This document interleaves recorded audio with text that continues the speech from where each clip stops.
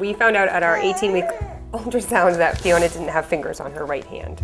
So when she was born, we got set up with Easter seals through our pediatrician, and they've been working with her since she was probably 2 weeks old. Maybe at first we were in denial that there was something wrong, We look at the ultrasound, we're like, she's just got her hand closed, Yeah.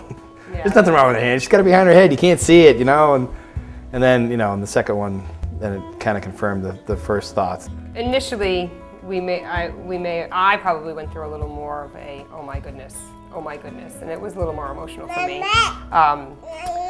But I think it's kind of strengthened our faith in our friends and our family and just our faith in general that, we can overcome things and everything will turn out fine. I never really knew what early intervention was until we started receiving services. So I didn't realize how in-depth they were with their services and what they do. Carol does physical therapy with her initially. She had some, her neck was kind of turned a little or bent a little, so she did some stuff with her neck when she was an infant, and then that kind of went away, and she just works on her hand.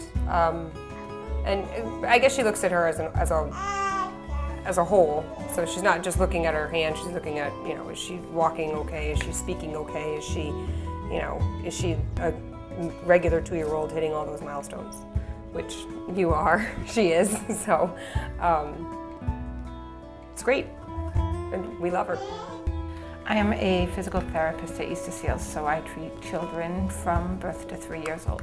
I met the Doyles when Fiona was an infant, and I am their family service coordinator and Fiona's physical therapist. When I first met her, because she was so young, we just kind of wanted to monitor her and make sure that as she got older and she developed, that she started to hit her developmental milestones on time. As she did get older, she was showing a little bit of a delay, so we worked on making sure that she learned how to sit and reach. Our greatest concern was that she wasn't going to be able to use that right hand at all. And she totally defied all the odds, and she uses her hand sometimes as a dominant and sometimes as an assist. The more Carol came by, and helped us with our, we'd had questions like, how is she going to do this? And then Carol would give us an exercise or show how to do something that would help her. And, and now, I think now we don't look at her as there's anything wrong with her. She's going to just take another way of doing something, or figure a way out that she can do it herself. So as she continues to grow and she gets bigger, we're going to just make sure that as her challenges get bigger, she meets them all. She is probably the most determined person that I know, so I don't really have a worry that this is ever going to hold her back.